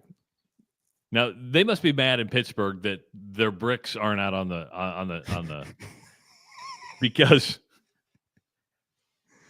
there was only 8,000 people at the game last night. Dude, did you see the Miami thing last night? No. Miami hosted Arizona. There were like 7,000 people announced attendance. You see the shot, it looks like there's 2,000 people there. I don't know. I don't know. Is it because it's April? Is it that Aaron Judge conversation we were having of like people aren't really paying attention yet? I don't know. There was 43,000 at the Yankee game. 43,000 at the Yankee game. Less than 7 probably at the Marlins game. And there was 8,500 on the box score for the Pittsburgh and Nationals game in a game that took 2 hours and 17 minutes. Oh, wow. Ashley says, I was at the Miami game on Saturday, and it was packed. Well, that's cool. Maybe it was just because it's a weeknight game? I don't know. And that could be. You're like, do we want to go to the game? I got to go to work tomorrow. Yeah. It's Wednesday. It's Wednesday, and there's 76 more home games this year. That's why if I lived in a major league city, I wouldn't get season tickets. I just wouldn't. It'd be like, what am I buying here? I'm not going to all the games. It'd be an investment if you're a Yankee or Cubs fan because you could resell them, I think. But I'm with you. I wouldn't either. Yeah, I mean, what franchise? I mean, Yankees, Red Sox, Cubs. Could you even resell Dodger tickets? No. Cardinals? Probably not right now. There was a time a couple years ago when maybe that would have worked. I don't know. Is 2 hours and 17 minutes too fast for a game? Wow, that's a good question. Did they go too far with it? Yes. I'm just throwing that out there because look at the money you are spending. It's not like you're spending less money at the ballpark. I always thought that 3 hour mark was the perfect. 3 hours for a game was about perfect. You go to a game, it's 2 hours and 17 minutes. You're like, okay. There are movies that are longer than 2 hours and 17 minutes. Right. Trav, I guess I don't ever think of the time when I'm at a baseball game. I don't. There's been moments when a game goes into the 12th or 13th inning, and you're like, "Whoa, we've been here a while." But I don't ever remember leaving a game and going, "Wow, that game was fast," or more importantly, to your point, being disappointed that a game was fast. I don't ever remember that feeling. I think that I could. I think that I can see it though. That I mean, because it's still the entertainment dollar, and you kind of plan on spending I know that's probably people are going, "What are you talking about? Too fast of a game?" But sometimes you're like, "We just got here." I don't think I would feel that way. I don't. I think I would walk out of there and I wouldn't even notice it until you got in the car or looked at the time. You'd go, "Whoa, that game was fast." But I don't think I would get notice home when the sun's still shining. Yeah, right. I'd look at that as a good thing. The Iowa baseball team got a win over Bradley yesterday, 12-5. Good win by the Hawks. Again, they're going to be playing top 10 ranked Oregon State at Principal Park in Des Moines coming up later on in May. Get your tickets to that because this Iowa baseball team is playing really, really good baseball. They won their 24th game of the season last night. They're 24-11. They're 14-4 in the Big Ten. They head to Michigan this weekend. So a good weekend test for the Hawks as they take on Michigan. Again, if they can go into these series, Ross, and get 2 out of 3. Oh, that's huge. That's huge. They're still not ranked. I think UCLA, Oregon are the only ranked Big Ten teams. And the reason Iowa's not ranked, they just probably haven't played the schedule that some of these other teams have. They drew we talk about with football, Iowa drew a really good schedule. They only have to go to the West Coast once. They have to go to Oregon. That'll be a good series. But otherwise, they got a really good draw when it comes to the Big Ten slate, which you hope that 14-4 is indicative of who they really are. We had Coach Heller on last week talking about how much power they're hitting for, how many runs they're getting great pitching. But they're not ranked just because the level of competition may not be there. But a good win over Bradley yesterday. Now head to Michigan, and I think anytime you go on the road, that's going to tell us quite a bit. And Michigan's a good team, but the Oregon State one, that's one of those barometer games. You're going to get a real good idea of how good you actually are. Travis, I'm with you. That 14-4 in the Big Ten. Not only is that a good record, man, this is a different Big Ten. It's a better conference. There you go. It's a better conference, and it's improving. And so this is impressive that you're 14-4. Now, does it mean can Oregon State come here and beat them by 20? That could happen. Yes, that could happen. Yes, very much so. But I'm with you. Get 2 of 3. Keep picking away at this thing. Keep that momentum going. They're hitting the crap out of the ball. Pitching well too. So, but yeah, good win by the Hawks yesterday. More news on the Nico Imalavala story. That's just not going away. We all think these teams tamper. There's obviously no tampering with Nico Imalavala. He was the one. He was shopping himself. It appears UCLA is in the running now, and UCLA is not going to pay him what he was asking for at Tennessee. In fact, UCLA holds all the cards now. This is what in most cases, the athlete holds the cards. They're like, you want me? This is what it costs. Now it's like, well, we just brought in a quarterback from Appalachian State who we think is pretty good. If you want to come here, you can, but we're not going to pay you the $4 million you want. In fact, we're probably not going to pay you the $2.2 million you were making at Tennessee. Wow. And I was reading an ESPN story about it today, and it's weird. It's still, I know it's getting more and more popular, but it's weird to see, a general manager says this. Yeah, says he has, for a college football team. Yeah. You're like a general manager who chose not to be named says there's no value. He has no market value. Think about it. He was making $2.2 million. He has no market value. No market value. Travis, what does this mean in this NIL landscape? In my opinion, most of us sports fans have overreacted to NIL. We have this thing of like, oh, it's the death of college sports. We've ruined it all. No, it's in a weird period. I think that this is going to be a pivotal moment in this entire landscape. Because now I'm on board with you. Teams can look at Nico and say to their guy, Deion Sanders can stand up in a room and say, hey, guys, pay attention. The grass is not always greener. You could be a superstar. Nico is arguably the most recognizable name in college football. He's certainly one of the top 5. You're not. To me, and I watched this clip from Nick Saban yesterday, how he said all this stuff will auto-correct. Yes. So we had the paradigm shift with the collectives that were like cash.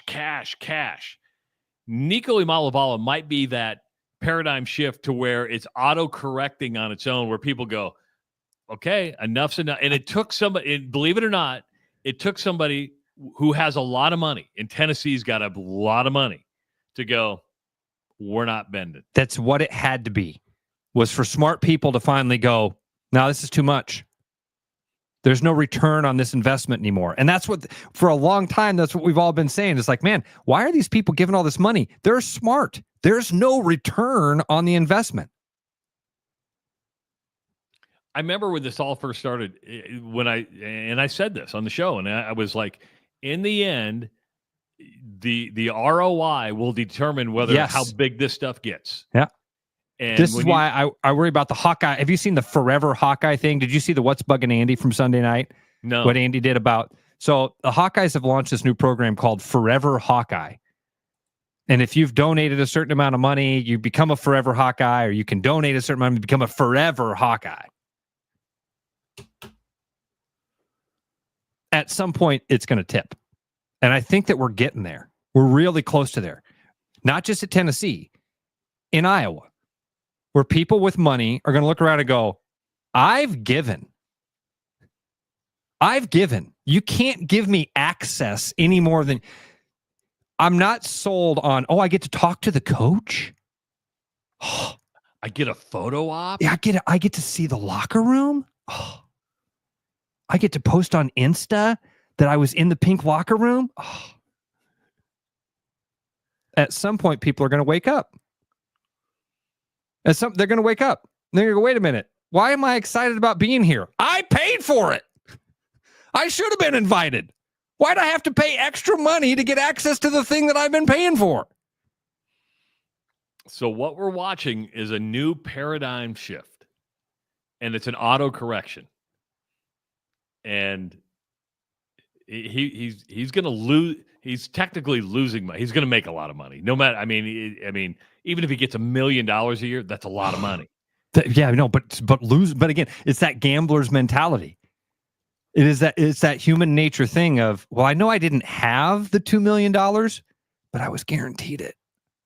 And so now I've lost, by making $1 million, I've lost $1 million. 515-517-2303. When we come back, Bruno's going to jump on with us on the Rush Radio Show, powered by Willis Automotive. I am John Linares, sales manager here at Willis Lexus, and this month, with spring here, it has also brought some great deals. We have $1,500 of lease cash on RX, $2,750 on NX, and $3,000 on ES. And if you're not looking to lease this time around, we have low APRs available like 3.99 for 48 months and 4.49 for up to 60 months on select models. I invite you to stop in and visit with your favorite sales consultant or visit us online at willislexus.com. I'm loving these wooden nickels, Brian. Yeah, I suppose everyone is catching on. Just spend $20 to get a wooden nickel. It's 25. Collect 10 and add up the savings on your next purchase. Some of these are worth $5. That could be huge.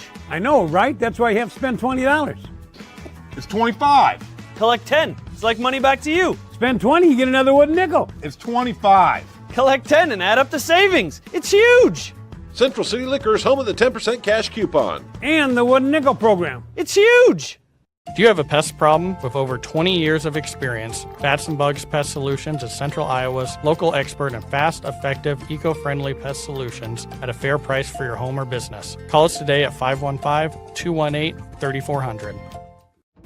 Believe it or not, spring is coming. When it does, be absolutely organized with custom garage or closet systems from Absolute Garage and Closets. Turn a winter mess into a spring success at our showroom in Urbandale or visit absolutegarage.net.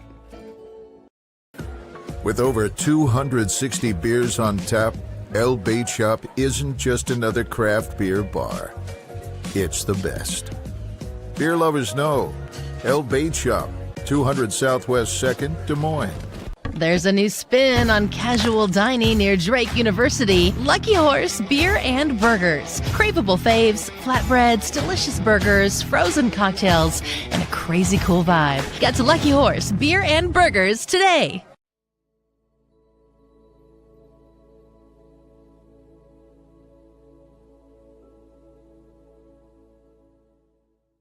Are you thinking about buying a home this year? Start by getting pre-approved with Gary Presnall at Northwest Bank in Des Moines to see how much you can qualify for and what loan programs meet your needs. Gary can get you pre-approved in 30 minutes or less with a pre-approval letter to you. Gary offers first-time homebuyers programs, VA loans along with FHA, IFA, and conventional loans. Call Gary at 515-975-6767 or find his profile at nw.bank. Member FDIC, Equal Housing Lender. Spring cleaning continues. Come down to Land Rover Des Moines to get your front and rear differential fluid services done for $199.95 each. Preventative maintenance is important to ensure your vehicle runs smoothly down the road. To schedule, give us a call or head online at LandRoverDesMoines.com. The best bread is made from scratch, freshly baked with locally sourced ingredients and love. At Big Sky Bakery, we take great pride in our delicious products. We know you'll enjoy them almost as much as we enjoy baking them. Find us at the downtown Des Moines Farmers Market every Saturday. Back like a rash you thought was gone. Travis and Ross aren't contagious, but they are addictive. It's the Rush Radio Show, powered by Willis Automotive. Ross, knee-deep into the Google machine. What are you studying there, buddy? Real estate. Not Googling. Real estating. Got a house you're selling? Yeah, I got a couple on the market right now. Putting one up again today. Going to show some houses tonight. Been busy, man. Phone's been ringing a lot. I wouldn't say it's a hot market. I'm not going to lie to people and tell you that things are hot, but we're definitely into that spring ramp up is what I'll say. Which happens every single year. Nobody wants to sell a house in wintertime because there's no leaves on the trees. Yeah, it sucks to move when it does 2 degrees. Really, really does. Look who's back from the Dominican. Move to your left. Hey, Bruno! No, Bruno. Your other one. There you go. Hey, Bruno, what's going on? Uh-oh. Can he hear us? Can he? Oh, Audrey's excited to see Bruno. Yeah, I can tell you that. Excited to see Audrey's super excited. She was like, Bruno! For some reason, I was muted. Am I back on? You're there. We got you now. Yeah, very, very. You're very quiet, and we can hear ourselves. So my all my stuff was turned off. Oh yeah, this is not good. This is not good. I'm glad Ross finds this funny. Oh, that hurt my gut. I'm not kidding. I think I just pulled my ribs. He looks good, though. I can see it. Yeah, yeah. He does. Yeah, now we heard you there. Yeah, you look good. But your microphone is... Am I back in? Nah, it's really, really soft. Yeah, I don't know what it is. Of course, I had everything unplugged. Yeah, never unplug I, anything. You always leave everything plugged in. Once you get it working, don't touch it. I live in a home with other people. Yeah, they don't matter. That's the problem. Yeah, you're going to have to kick that, dude. Get your priorities straight. Okay, I'm not hearing that anyway, so I don't know what the deal is there. All right. Well, here we are. Welcome to the show. All right, let's get going. Cole says, Bruno's like the substitute teacher trying to figure out the classroom technology. Well, I can't, it's just, where's the instruction sheet? Somebody get me the AV tech. But we'll send Ross over there later today. I have a feeling it could be in your settings and when your microphone's going, and I could troubleshoot it for you right now. That's all right. But, hey, you can hear us. We can hear you. Let's. How is the Dominican? I have this guy right here, but it doesn't seem like it's. Oh, it's working. Oh, you just tapped it. Yeah, that tapped. It worked. Okay, well, my headphones that are coming out of it aren't. Okay, so lift the microphone up and there you put go. it closer to your face and just kind of talk into it like a. Hello. Oh. Okay, that was a little bassy. That's a good microphone. It's a good one. Sorry, I don't know what's going on. You're all right.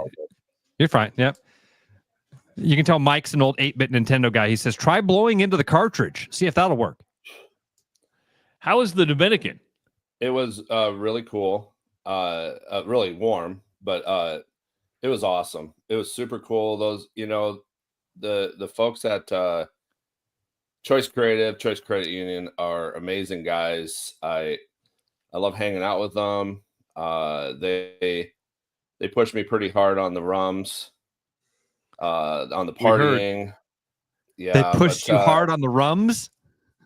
At the end of the day, it was fun. I mean, I don't really go out and do those things like that, like I used to. So it was fun. It was just different, different than I'm normally used to, as far as the hanging out and the, that much sun, that much pool, that much rum, beer, all inclusive, man. I just know better. I'm just not you do it. You do it once a year. There's nothing wrong with that. Nothing wrong. I'm kind of like depression. I swear to God that I think I passed away in another life in 1950 and then was reborn in 70, and I'm like completely like, we got to save the buttons. We got to press out the tinfoil. We can reuse that at least 3 more times, like everything. And so when there's free stuff, all you can eat, all you can drink, it's like, well, I wouldn't be a bad thing if I didn't drink everything they're offering. It's like too much waste. Why do we want to waste this? I mean, there's no sense throwing this out. Yeah, Scott, may as well just throw it out through me, right? Did you do anything fun while you were down there? Did you go out on a boat? Did you do some fishing? Did you snorkel? Did you paddle boat? Anything fun? We were pretty much locked into the space. So. Oh, really? Yeah. One of the some of the fun things are just hanging out. We did some activities on at the during the event and stuff, but what's fun is Paul Shirley, right? Yeah. The basketball player. He was there, and we hung out with him. That guy is a different kind of guy. Yeah. He's very interesting, very fun to talk to. He talked about how he went to the Playboy Mansion and was with 2 Playboy bunnies and his night out adventure with that. That was kind of funny. He said really funny things off the cuff.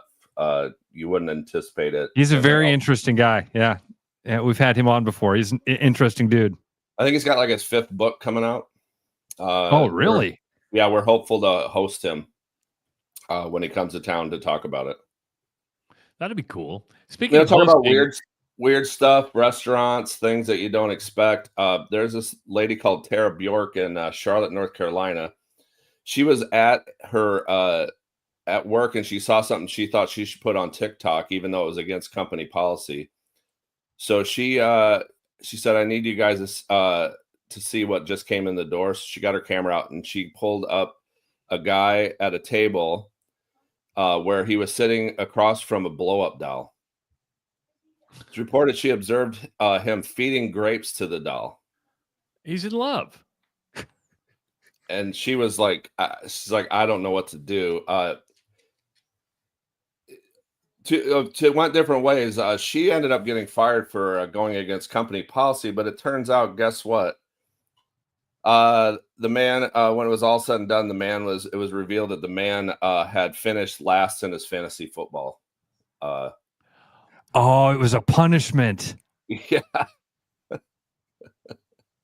Oh, I like that. I like making the guy who finishes last do something really, really weird. So I've seen this where it's like you're gonna have to spend 24 hours at a bar, but then you get an hour taken off for every menu item that you consume, or something like that. I mean, it's pretty funny. I don't know if using what I do for a living as a backdrop for your fun, but I guess if they're gonna buy 24 menu items. That's a good point. But we're not the Waffle House, so we're not open 24/7. But hey, it's Easter weekend. You mentioned not being open 24/7. It's Easter weekend. Is Easter? It seems like a lot different in the bar and restaurant world. Like Thanksgiving, you pack up because people are they don't really want to hang around family. Same with Christmas. Is Easter the same way? It's similar. I mean, I know it seems a little odd growing up Catholic because the whole world shuts down when it's Easter, back when I grew up. But and that was, I never even knew spring break existed, but we always had a Easter break and all that. But at our places, we give the break. We're giving a break to our folks. Bait Shop High Life, we're always open. If there's a holiday, but there's a baseball game, we're open. So there is a baseball game with the Cubs, so we'll be open. A home game, and then Truman's will be open normal hours, and then also Royal Mile almost always will be. They do on holidays or bar only from 5 to close. So that's how we're doing that. So the majority of our places will not be open, but a lot of them will. I will say I was on a trip to Wales one time, and if you want to have a good time, go to Easter in Britain. Because they party a lot and there's tons of soccer that weekend. So they're kind of coming into the home stretch of the English Premier League and soccer all together. And so people want to go watch soccer. They go out and party. We got on a bus and went on a pub crawl through South Wales. It was super fun. Like, it was one of the funnest weekends I've ever had. And it was like obvious to them. I was like, "Oh, what are you guys doing this weekend?" It's like, "It's Easter weekend. What do you think we're doing?" And then we just went out and got completely smashed. Dominican Republic style. Dominican style. I never would have guessed that Easter would be a party weekend. It is. It's just what they do. They also do a lot of there's a lot of soccer during the Christmas holiday too. But speaking of other things to do, there's I just want to make sure everyone knows that they should do this if they haven't. We do the Eat, Drink, Walk architecture tour every year. I want to do that this year, Bruno. There's still tickets available, right? Yeah, limited spots remain. They do sell out quickly. The stops will be the Royal Mile, Hessen House, Ken's Speakeasy. Tickets available on Eventbrite. It's the Iowa Architectural Foundation, the IAF. We partnered in with them on that, Ross, that historical happy hour that you couldn't get into because we were so busy.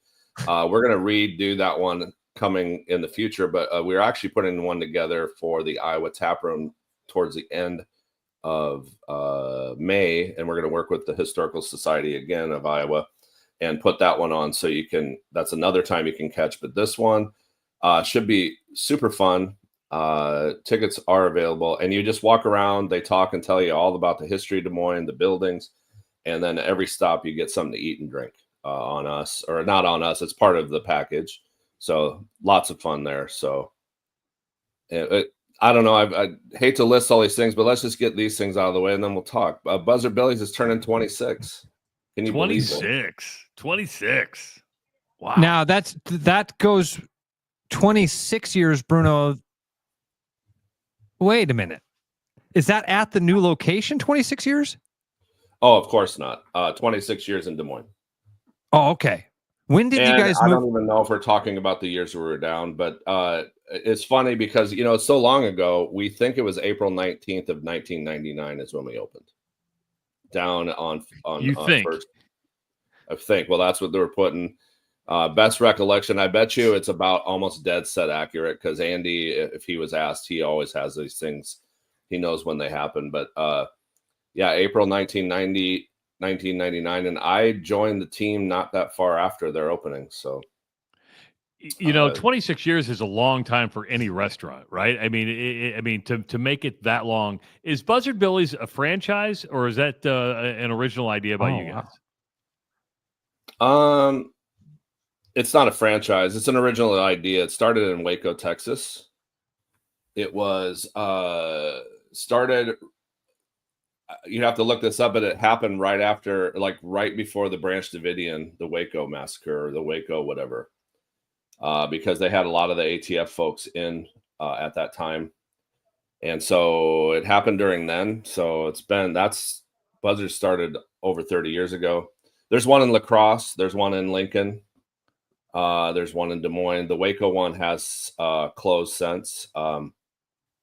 And it's not really a chain. It's just sort of like how we did Fong's. We had a couple of them. But yeah, Buzzard Billy's is I love that place so much. Great place. I was talking to a few people that we have every time there's a big concert or something, we have it. I guess there's an MMA fight coming up that's supposed to be huge at Wells. Pretty big. UFC? Yeah. UFC, yeah. And I don't know anything about that stuff. I'm a lover, not a fighter. But supposed to be really big, and we're going to be throwing a big party there. So, Buzzard Billy's super fun. I guess there's a concert tonight called the band's Mercy Me. That's a religious Category band. 5 Hurricane. What was that? That's a religious band. See, I'm not up with the trends. Is that the new thing? Well, here I'll maybe I can. Hart and Todd Lundgren are coming to Des Moines. They're going to be at the Civic Center. So Hart and Todd Lundgren. That's up your alley. Todd Lundgren or Todd Rundgren? Or Rundgren. Sorry, Rundgren. Okay. Bang on the drum all day. I don't want to work. I just want to bang on the drum all day. But he also did "Hello, It's Me," right? Hello, it's me. Yes. I mean, those are both awful songs. Yeah. No, I like "Hello, It's Me," but here's the deal. There's other things to do. The Drake Relay is another big thing coming to town. You heard of it? Maybe over 100 years of the relays. Lucky Horse and Library will be open before and after the event. The Bulldog Blue Slushy at the Lucky Horse. We got our patio this year. We're expecting either very nice weather or really terrible weather, but we'll be open. We'll be open for that. So lots of fun. And I've been spending the majority of my time when I wasn't down in the Dominican working on Fong's. And I don't know, Ross, you've been there now. Travis, A handful of times, yeah. The Asian entrees are an awesome addition, man. It's really good. We're dialing in our drinks. We've got a lot of cool NA cocktails on tap. We've got all our tikis ready to go. We're working on a Fong's happy hour. I think we're going to do $2 off tikis during tiki time, 3 to 6 Monday through Friday. Always get a free slice of pizza with every drink you get at happy hour. So I think that's like the best deal. That's a great deal. Bruno, we don't talk soccer a lot on this show, right? But yesterday we were, and I know you're a big soccer dude, but I want to get your feeling behind this. The MLS in 2026 or 2027, they haven't decided yet, but mostly 2027 is considering going from a spring to fall schedule to a fall to spring schedule. Do you think that helps soccer, or do you think that won't make a change? And they're doing it because they think when they get to championship and tournament time, they won't be dealing with, football's out of the way, basketball, or, March Madness is pretty much out of the way. Right now, they compete with college football in the National Football League when it comes to their their tournament time. So as a soccer guy, would you rather see the MLS spring to fall or go at the same time like the Premier League is? I kind of wonder if it goes with the Premier League that it kind of like builds on the excitement. You know, I know the WNBA people listen to, or watch that because it's on the flip and it's like during the time when there's a dead time. I know there's baseball, but it's not. It's a way to watch basketball, so it helps it out. But I wonder if they ran together, it might be easier. You know, there's a lot of times where I don't know. I think it's popular. I mean, I know we don't see it in this market, but they just added a San Diego team. Every stadium is full up. It's the fastest growing sport in America as far as adding franchises. Of course, the NFL dominates the world and all that, but it feels like Better Off Dead when they keep telling me that kickboxing is the sport of the future. Oh, I know, but if you lived in Minneapolis and went to the matches and you couldn't get into the game, or you had to sit in the cheap seats because we almost went to San Diego. We were going to have to sit basically on the top of the stadium to watch the game if we wanted to. In Des Moines, of course, you're behind in your thinking. We're behind in our experience because we live in Des Moines or Omaha. Omaha sees a little bit of heat for the Owls, though. They're pretty popular. They're building a stadium.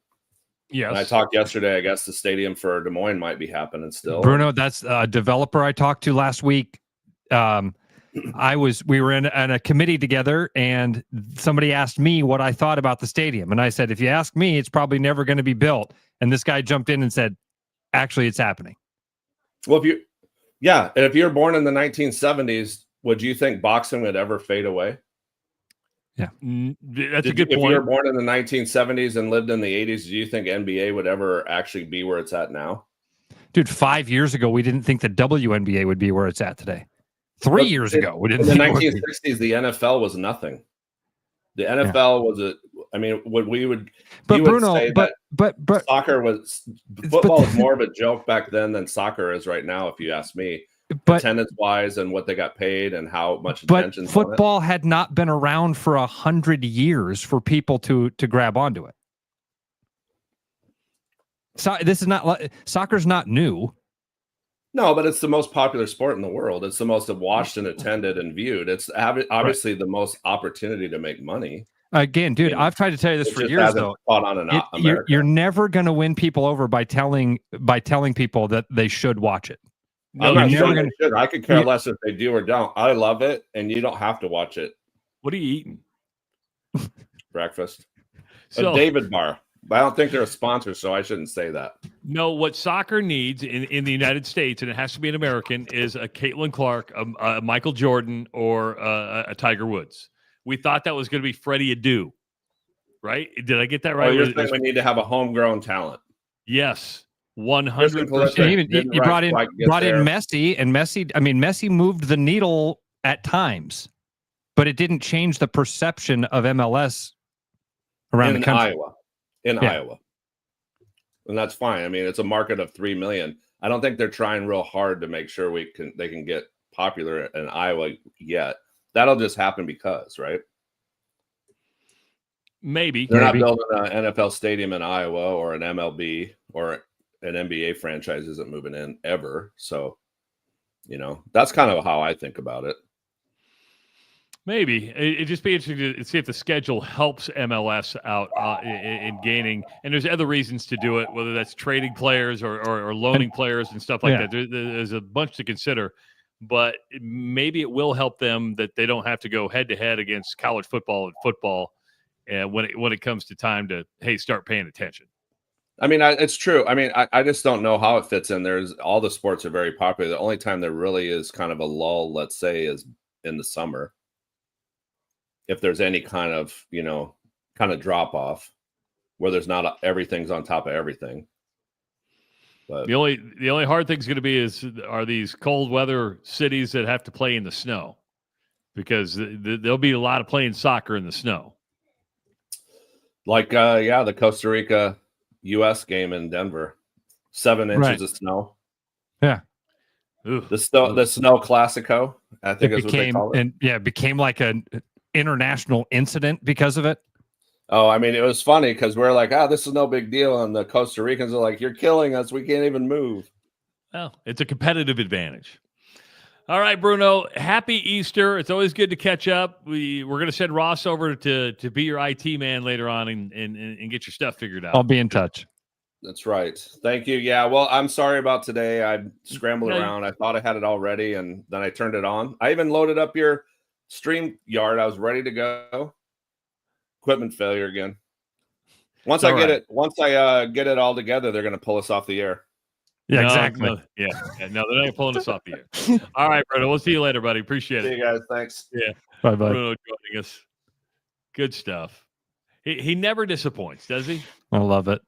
It's like just having breakfast. I'm like, just chomping away. Thought he was eating like a cinnamon roll there. I'm like, well, you got a cinnamon roll there? Got frosting on it? Oh, I listen. I do think that space in Des Moines needs something. It's amazing when you look at a map of Des Moines. You look at an aerial view of Des Moines. You would pinpoint that spot and go, there should be something there. Having a stadium there would be great. And if it's a multi-use stadium and they can get concerts in there and start drawing people down there, that'd be wonderful for that entire section of town. It just takes lots and lots of money, and who's going to pay for it? Because taxpayers don't want to pay for it. I don't blame them for not wanting to pay for it. All right, that wraps up a show on today's Rush Radio show powered by Willis Automotive. We'll be back tomorrow morning at 6 a.m. To have more fun with you and wrap up a busy week and kick you off into Easter. It is the Rush Radio show powered by Willis Automotive. I'm loving these wooden nickels, Brian. Yeah, I suppose everyone is catching on. Just spend $20 to get a wooden nickel. It's 25. Collect 10 and add up the savings on your next purchase. Some of these are worth $5. That could be huge. I know, right? That's why you have to spend $20. It's 25. Collect 10. It's like money back to you. Spend 20, you get another wooden nickel. It's 25. Collect 10 and add up the savings. It's huge. Central City Liquors, home of the 10% cash coupon. And the wooden nickel program. It's huge. Spring is here, and so are spring pests. Whether it's birds in your dryer vent, raccoons in your chimney, squirrels in your soffit, ants in your kitchen, or bats in your attic, with over 20 years of experience, Bats and Bugs Pest Solutions can help. Call us today at 515-218-3400 to schedule your inspection and see how Bats and Bugs can help prevent your home from becoming their home. You've dreamed about an absolutely organized garage or closet? See it for yourself at Absolute Garage & Closet's beautiful showroom in Urbandale. See the latest in garage storage, custom closet systems, and epoxy flooring applications up close, and imagine how good it will feel to have your garage, closets, or other spaces absolutely organized. Free consultations, friendly service, and quick project turnarounds, Absolute Garage & Closets is ready to bring peace of mind into your home. Visit Absolute Garage & Closets at 3169 99th Street in Urbandale or at absolutegarage.net. Brendan Santone here with Willis Cadillac. Well, we're already off to a jumping start. Have quite a few vehicles to select from. XT5, 4, and 6 are all still running special APR up to 84 months, along with rebates as well. Escalades, as you can see, we are getting a few here and there that are available. Stop out in person in Clive to visit us and see one of our 50 cars in stock, or at williscadillac.com.